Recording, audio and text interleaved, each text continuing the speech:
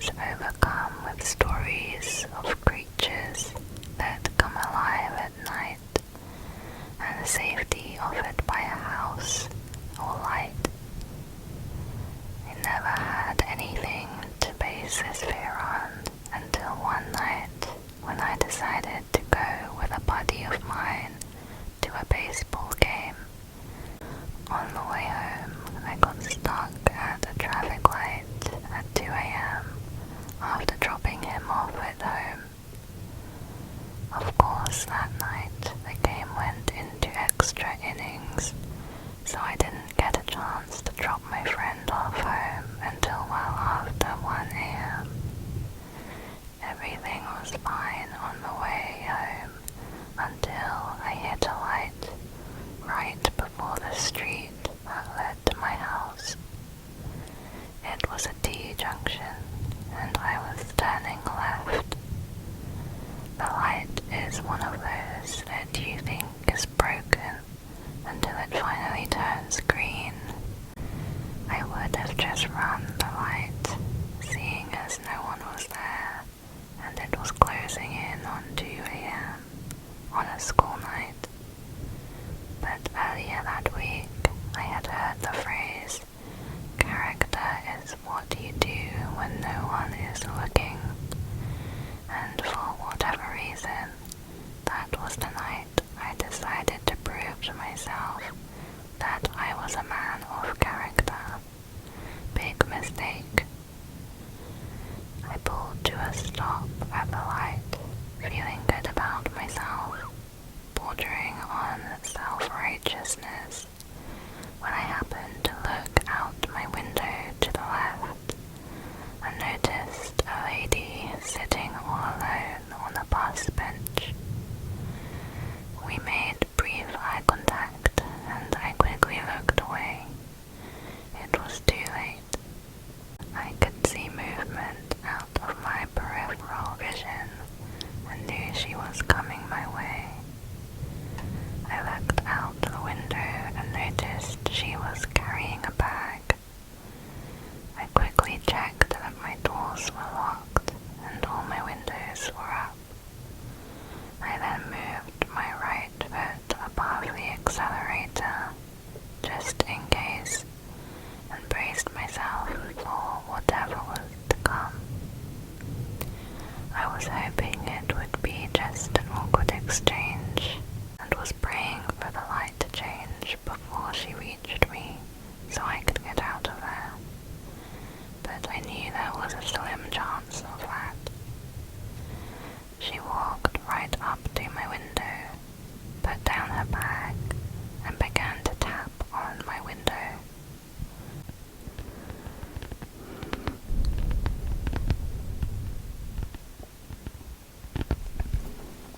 I nervously looked up at her, and she motioned for me to roll down the window. I had automatic windows, so I just imagined pushing too hard on the button, and that thing would come all the way down. So I took a deep breath and lightly flicked it with my finger. The window moved down a crack, but she did not seem to notice or care. She then leaned in and began to talk. "My boyfriend beat me up. I have a friend who lives down the street. Can you give me a ride?" I should give a brief physical description of the bag lady. She was small and skinny, of indeterminate age. She was either in her mid-20s and had lived a hard 20 years on the street, or she was a 60-something-year-old who had lived a moderately hard life on the street. All that to say, just by looking at her, there was no way to verify her story.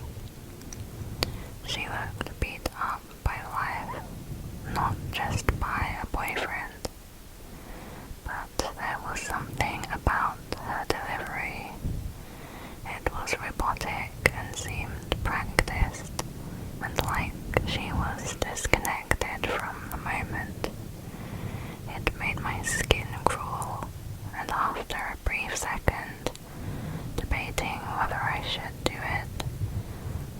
I had to get home and could not give her a ride. After my first refusal, she leaned in closer and said the same thing again. My boyfriend beat me up. I have a friend who lives down the street. Can you give me a ride? This time I felt more confident when I declined to give her a ride and told her I had a curfew and had to get home. She leaned in a third time and began her statement again. My boyfriend beat me. At this point, the light changed. I slowly lifted my foot off the brake and started rolling forward, muttering an apology. She didn't move. She just looked at the light, then looked at me again, leaned in closer, and said 5 words which have haunted me ever since. You made the right decision. Then she picked up her bag and walked back towards the bench. I peeled out of the intersection and cried and screamed all the way home.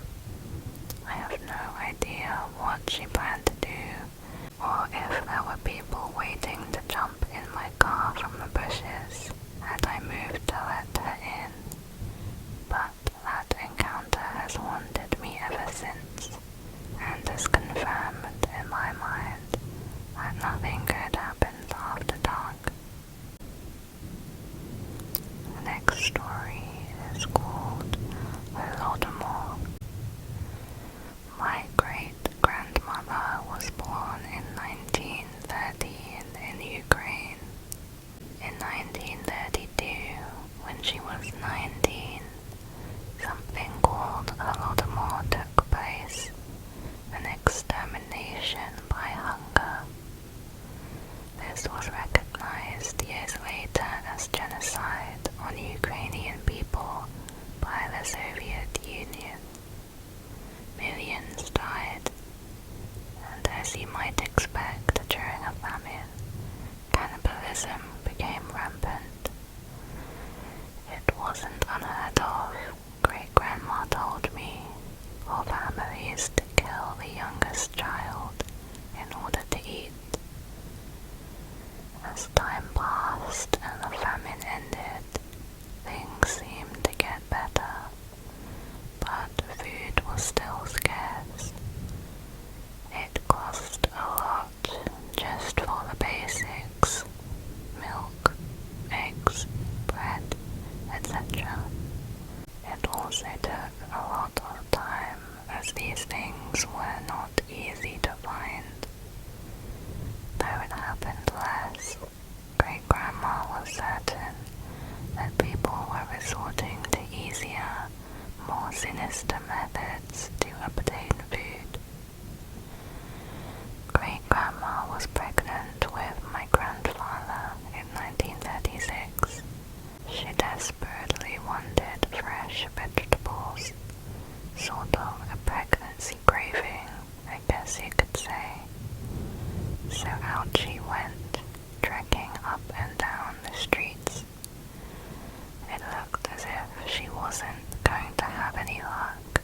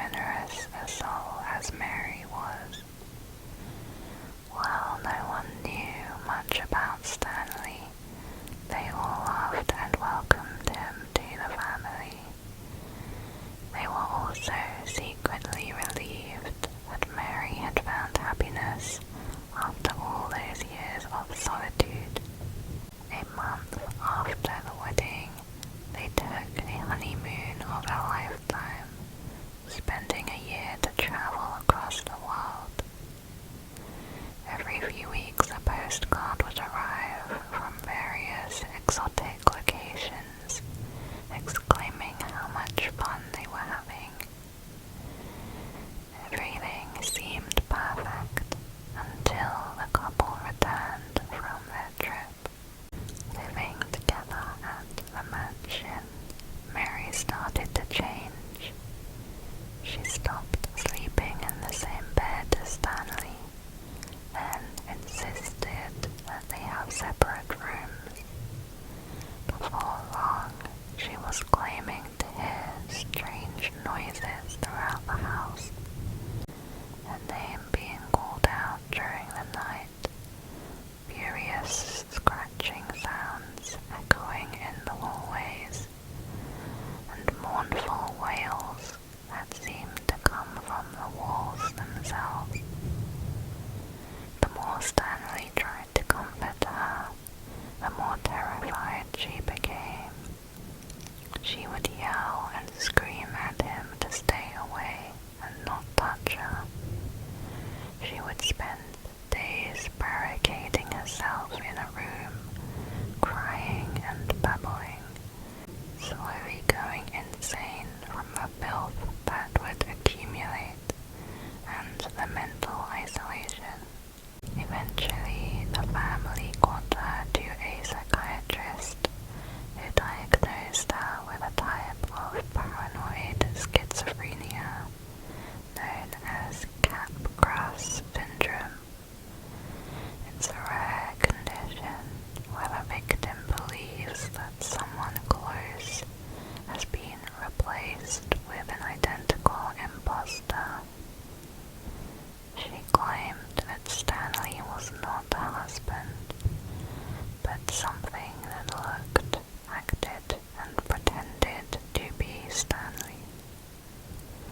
Her family was faced with the difficult choice of either committing Mary to a mental institution to get to the care she needed, or have her sedated and looked after at home.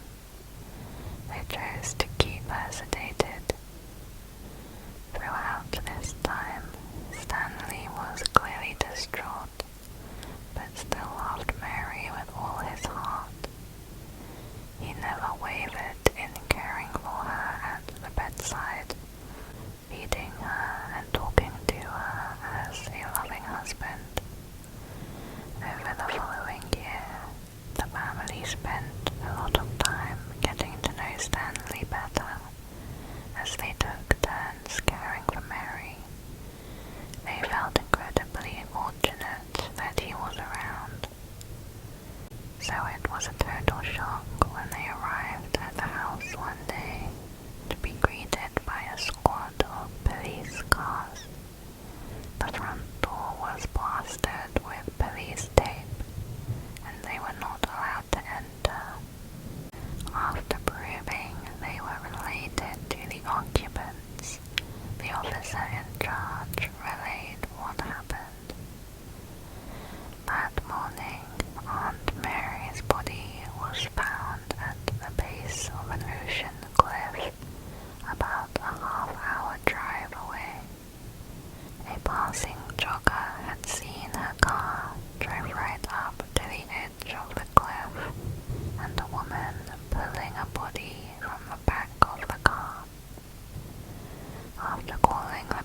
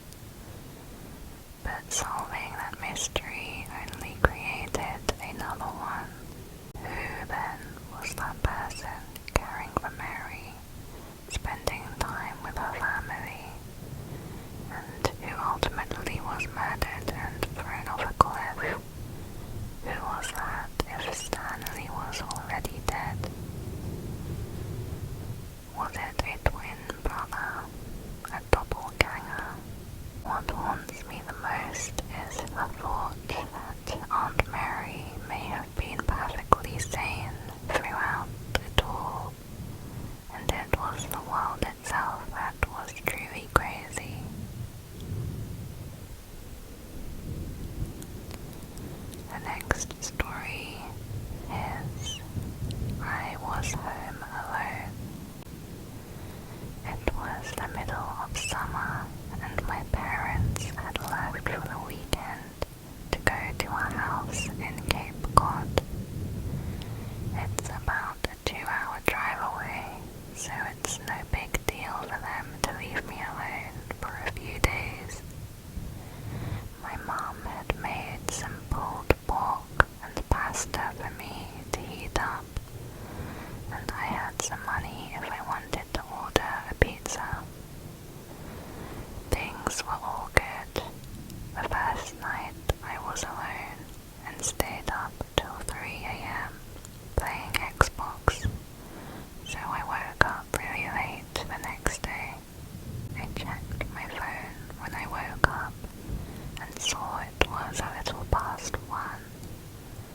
I had made plans to play street hockey with my friends at 3, so I threw myself out of bed and stumbled into the shower. I take really long showers, so when my parents are gone, I go mental. I was in there for about 45 minutes on my phone, scrolling through Reddit and Twitter, when I heard my front door open.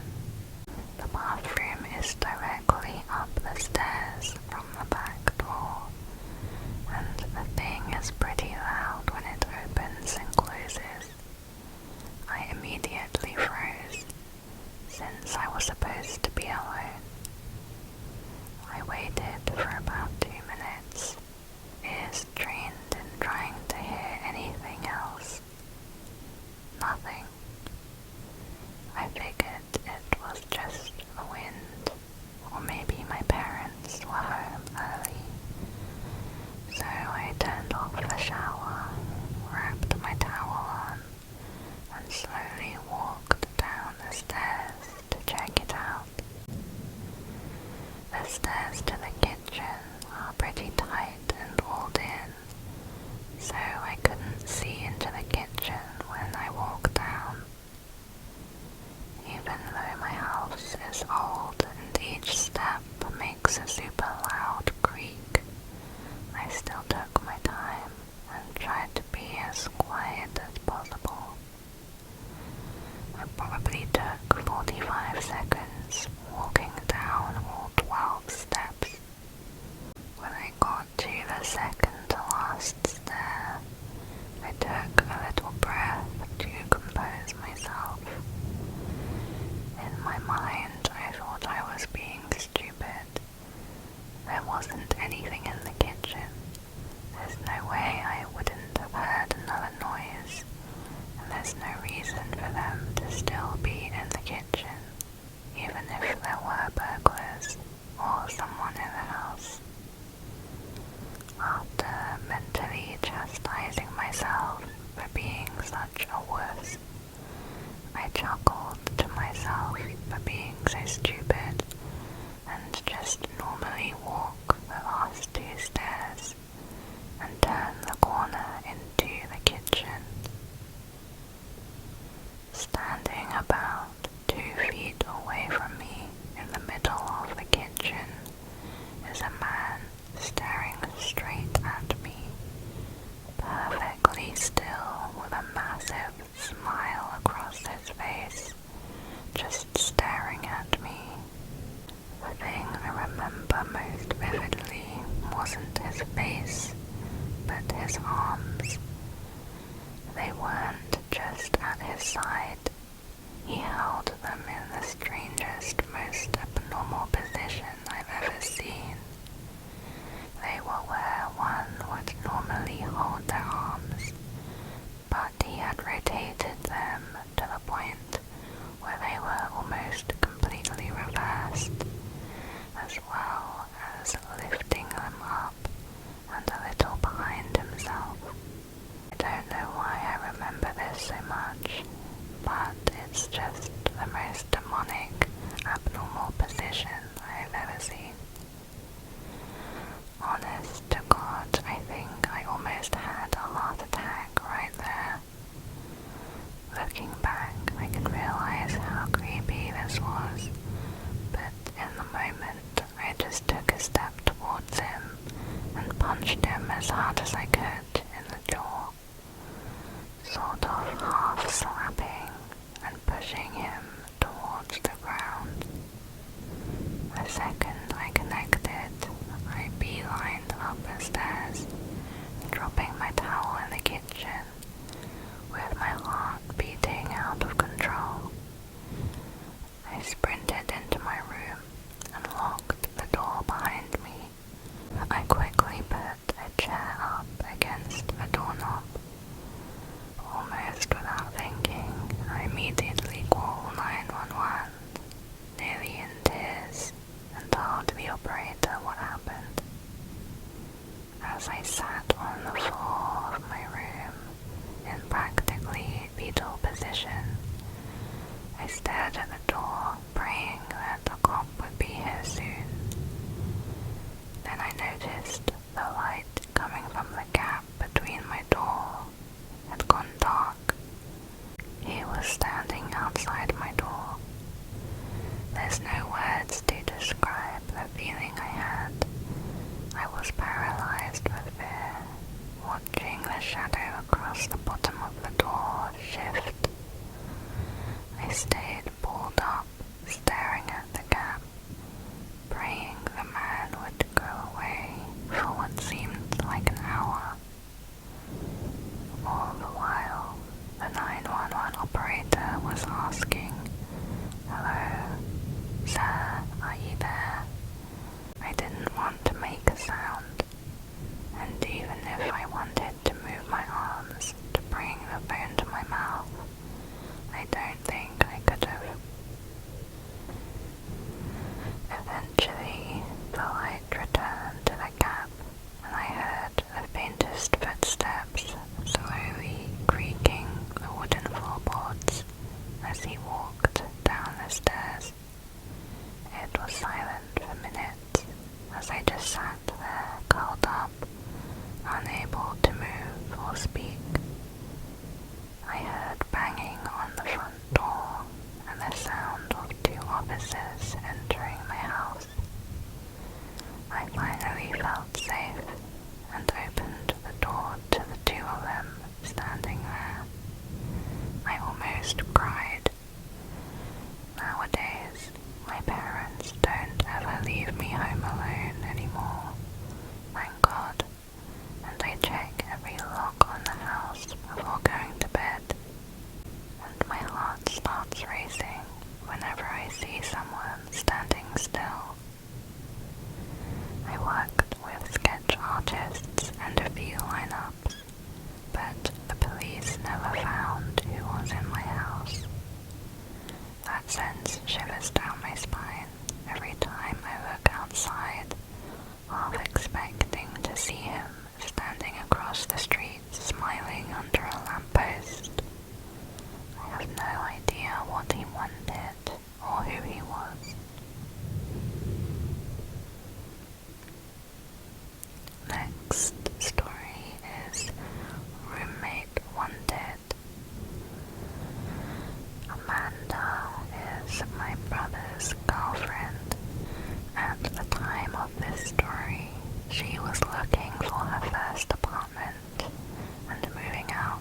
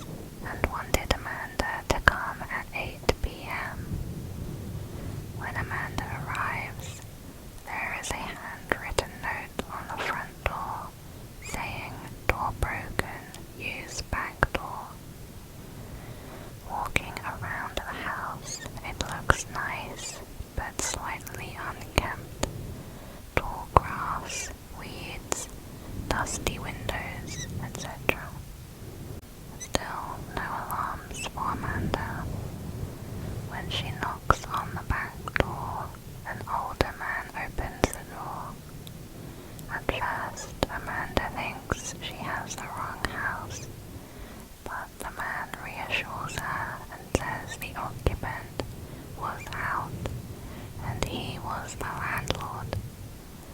The occupant asked him to meet Amanda since she was working late.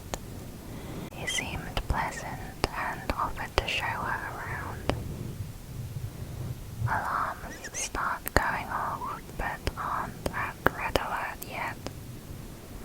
First, the guy was clearly in his 40s, unshaven, and looked like he lived in his car. Also, only the kitchen light was on. Amanda noticed one huge red flag. No furniture, nothing. The landlord was polite about answering questions, but seemed irritable to keeping lights on for too long, rushing her around and only letting her look at rooms for a few moments. There was a single room that the landlord would not open, telling her that it was the occupant's room, and he did not want to invade her privacy. As they walked down the hallway into the living room, she noticed the front door has a plank nailed across it. Broken for sure. Amanda's creep-o-meter is starting to ding. She decides to wrap up the walkthrough and leave, but trying to be polite. She gives the guy her thanks for the showing bit. He perks up and states he forgot to show her the basement. It's recently furnished and would be a great rec room. She should take a look down there. At the time, Amanda and the landlord are standing in the small hallway between the living room and the kitchen. In this little hallway was the basement door. When he opens the door, it opens outward to create something of a barrier between Amanda and the back door. The basement is pitch black. He smiles, motions down the stairs, and says, "Ladies first." What happens next is nothing more than a stroke of luck. Amanda gets a text just as some random person parks in front of the house. Thinking on her feet, she pretends it's a phone call and answers her phone. "Hey, yeah, are you here? I'll come out from around back and let you in. It's great, you have to see it." With a motion of confidence, she excuses herself around the landlord and walks out the back door. She says the guy just looked at her like he was confused. Once outside, she sprinted to her car and sped like hell out of there. When Amanda got home, she told her mother and my brother everything. Cops were called. They took her statement and went to investigate. The Craigslist post had been removed. The house had been foreclosed over 6 months earlier, and the property had been abandoned. When the police investigated, they found the closed room the landlord didn't want her to look at was where the man had been staying. There was a pile of old dirty blankets, rotten food, and empty gallon jugs everywhere. More creepy was he had plastered ripped up pages from porn magazines all over the walls in the room. The really scary part was the basement. The man had tied a thin piece of fishing twine at about shin level across the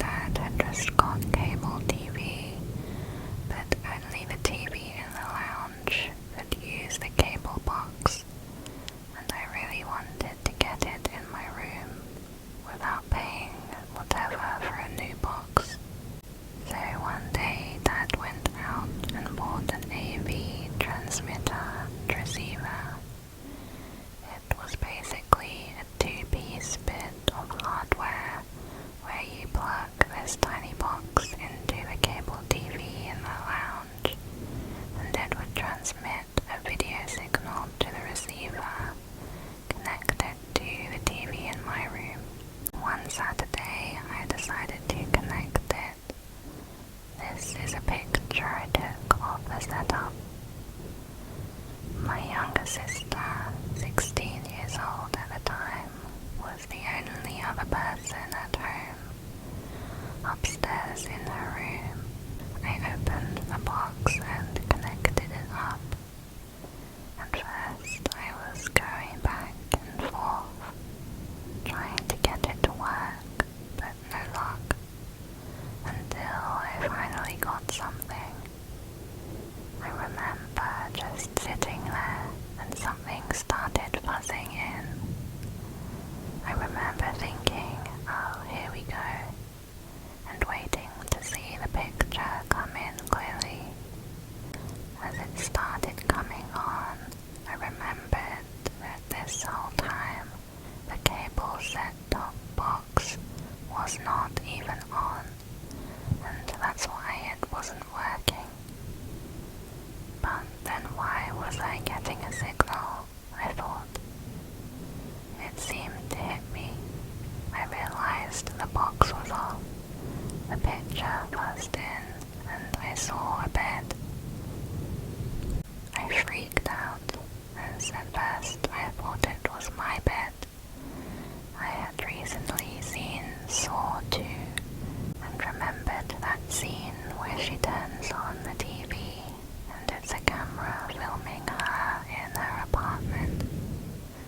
That was the first thing I thought. I sprinted to my sister's room, absolutely terrified. I told her to come and take a look. We both realized it was not my bed. We didn't know whose bed it was, or how I was getting the signal. Obviously, it was the AV receiver picking up a camera signal, but we were confused as to who or what it was for. We concluded it would have to be a neighbor for us to be receiving the signal. We waited until 6 p.m. and then saw someone go into the room. My parents came home, and my dad recognized it as one of our neighbors. We still didn't know what the camera was for, but assumed it had something to do with fidelity. Either his wife or he had set it up to watch the other and see if they were cheating. We entertained the idea that he was a murderer and would film himself murdering people in his room. We'd always make jokes about how one night we'll turn it on and it'll just be his face with clown makeup on, staring at the camera. Then he'll walk out the room with a knife. This never happened, but what did happen was still super creepy. We connected to the signal for over a week, but after a few days, the novelty kinda wore off, and just resigned to the explanation it was to catch his wife cheating.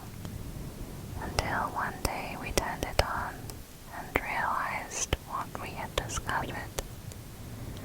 Our neighbors were having a bunch of renovations done in their house. During weekdays, they would be out, and there would be workers at the place nearly all day. It had been like this for over a month.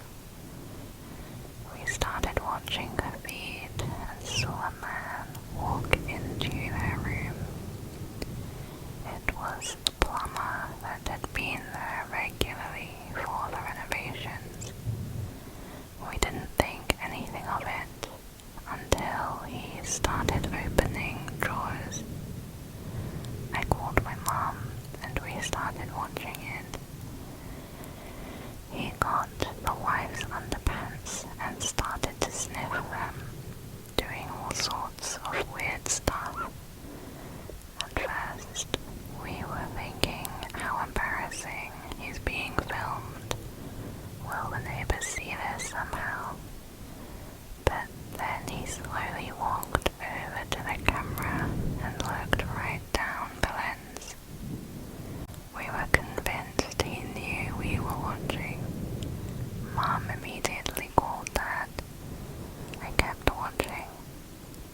started fiddling with it and then put it back down.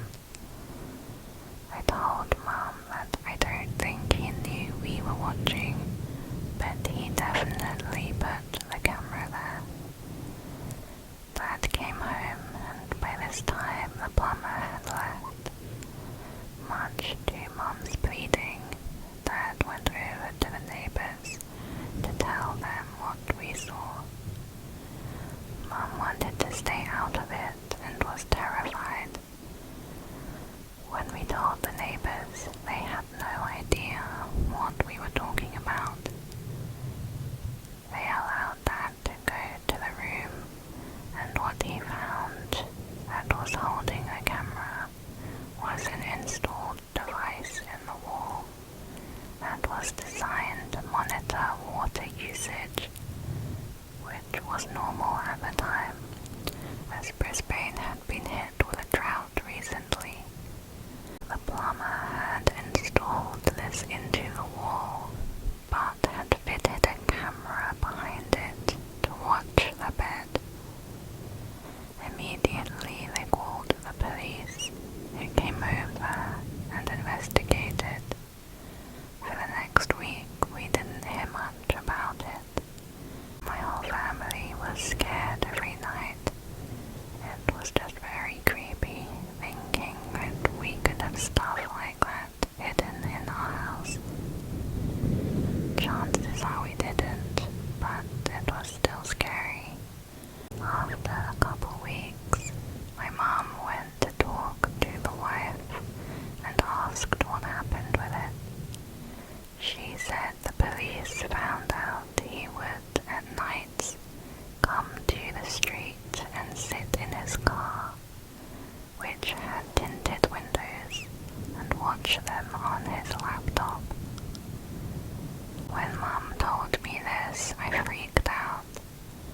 The reason was because on multiple nights, when I had driven home late from my girlfriend's or walked home drunk after a night out, I remember seeing a big hatchback car always around 30 meters down the street from our house.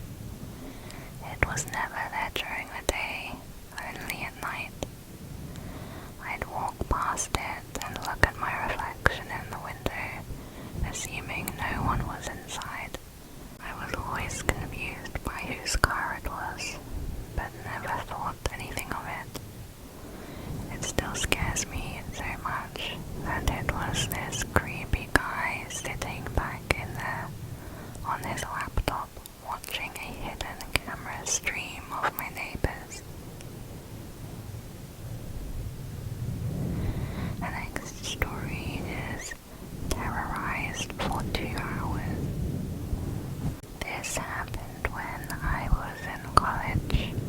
I lived in Isla Vista, the student community at UCSB, notorious for being a party school. It fully lived up to its reputation. I liked to party, but these people were off the wall. As such, there were a lot of people who put themselves in dangerous situations, drinking to excess, not being careful, not locking doors, etc.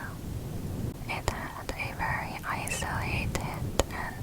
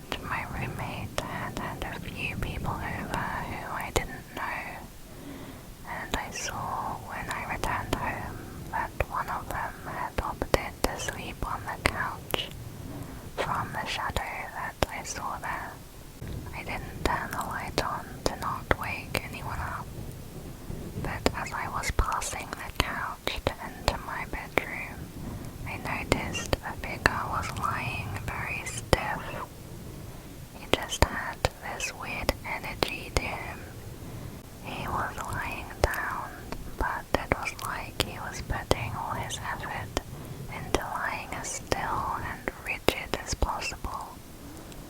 I paused, and the guy quickly jerked his head to face me without moving his limbs, so quickly that startled me.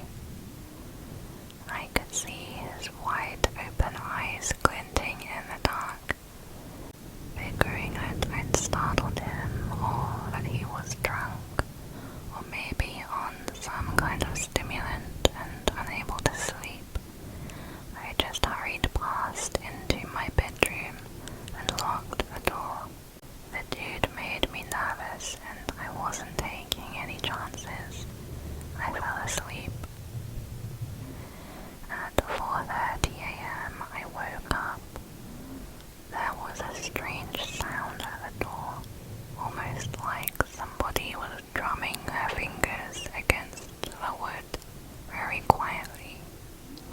I lay still and listened.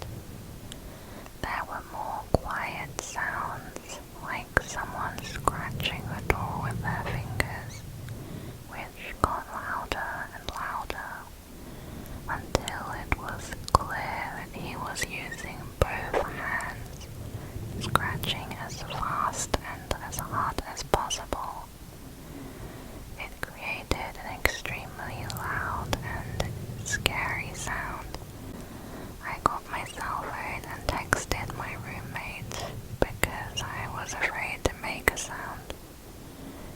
"Your friend is freaking me out. Is he coked out? Can you talk to him? He's banging and scratching on my door." She didn't text back, probably because she was asleep. I texted my other roommate to the same effect, covering all my bases. Keep in mind the scratching has been going on at this point for a couple minutes.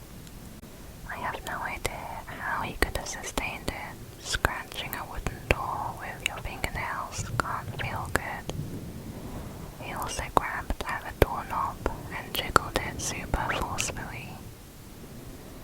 Because neither of them answered, I decided to call and really wake them up, though I was scared to make a noise. I know it sounds stupid, but there was something seriously horrifying about being teased like this through the door. I knew that he was trying to scare me. I felt like a little kid, but I could tell this guy was on drugs or something, and maybe the police needed to be called. The scratching stopped abruptly, and I called my roommate, who answered sleepily. "Yo, your friend is messed up. Can you please deal with it? Do we need to call the cops? He's seriously scaring me, and he was scratching at my bedroom door." She didn't say anything for several seconds, and when she did speak, her voice had no sleepiness in it at all. "What friend?" she said. "That guy that was sleeping on the couch," I said. "We didn't have any guys over," she said. "Call the police."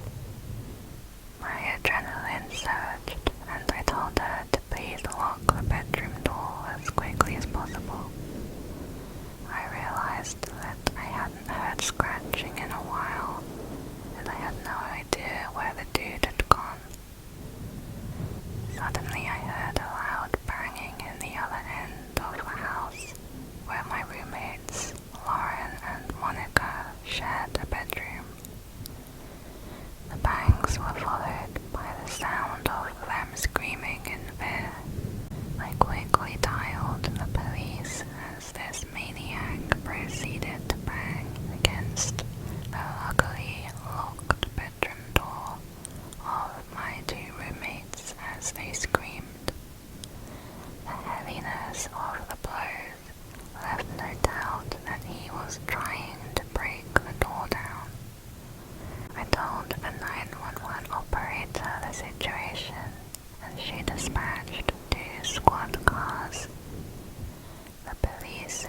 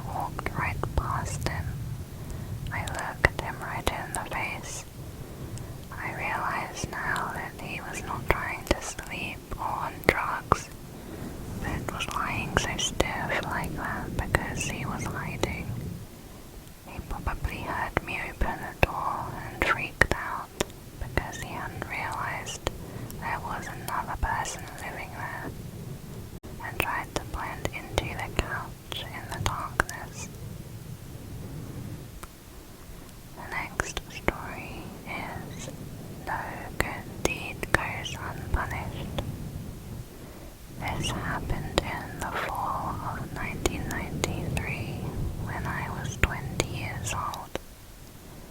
I had just gotten off work. It was about 1:30 a.m. My car was running on fumes, so I stopped at the local gas station to fill up. While I was pumping gas, a woman about my age approached me, looking nervous and scared. She said that she'd been at her boyfriend's house and they'd had a fight. She'd walked to the gas station to use the payphone and call a friend to pick her up. On the way to the station, a car pulled up as she was walking, and the guys inside started catcalling and harassing her. With a slight movement of her head, she indicated a car that was parked off to the side by the gas station dumpsters. I saw a large light green car, like a Caddy or a Lincoln, with at least 2 or 3 shadowy figures inside. She said they threatened her, and she was too scared to call her friend and wait. The woman was neat, well dressed, didn't seem high or drunk or anything. She just seemed really nervous and freaked out, so I didn't even hesitate. I finished pumping my gas and told her to hop in the car, that I'd take her home. At that time on a weeknight, there was little traffic, so I booked it right out of the gas station and asked her where she lived. She kept twisting around in the seat to see if the car was behind us. When I asked her to put her seatbelt on, she ignored me and kept looking for the car. I assumed she was just scared. A few blocks down the road, however, I noticed she was looking around the car and started asking me about money. Where's your purse? Where's your bag? I need money. You need to give me money. My stomach sank. I have this woman in my car, and now she's gonna rob me. But when I thought about it, robbery didn't make much sense. I was driving a 1985 Chevette and was wearing my work clothes, a ratty t-shirt and jeans with combat boots. I did not look like a person with a lot of cash, because I wasn't. She twisted around in the seat again and started yelling, "There they are, there they are." She didn't sound scared anymore. I checked the rear view, and sure enough, the light green car is right behind me. She started cackling and bouncing up and down in the seat. "My boys are gonna F you up, bitch. They're gonna F you up." She's laughing like crazy, opening the glove box, looking in the back for a bag or purse, telling me all the messed up things these guys are planning to do to me. Now, if I had been smart, I would have just driven to the police station. Actually, if I had been very smart, I would have called the cops from the gas station and waited with her until they arrived. That would have been the intelligent thing to do. Unfortunately, none of this crossed my mind until later. In that moment, I just got really, really angry. I realized 3 key things at once. There was an intersection up ahead, with cars on either side waiting to cross, and the light had just turned yellow. I had a spare box cutter that I kept for work in the driver's side door compartment. And the crazy bitch still had not put her seatbelt on. I didn't think. I floored it and passed under the yellow light just as it turned red.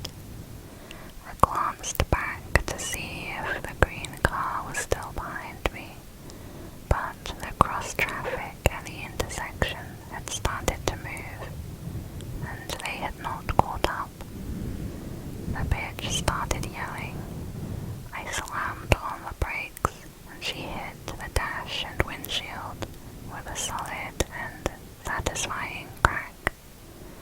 When she rebounded to the passenger seat, I had the box cutter in her face and was screaming at some serious batshit crazy. I can't remember exactly what I said, but it was along the lines of, "Get the F out, get the F out of my car before I cut off your face and make you eat it, bitch." The crazy screaming and box cutter method worked. She grabbed blindly at the handle and popped the door open. I started shoving and punching her until the bitch tumbled out the door onto the curb. I stomped on the gas, got to the next turn, and squealed around it with the passenger door still open. I made a few more turns because I was afraid the green car might catch up to me. After a little while, I stopped to close the passenger door, and then I cut across town and got onto the highway to go home. I was on the highway for 5 minutes, and then the shakes started. I pulled off to the shoulder to calm down, and then I drove home.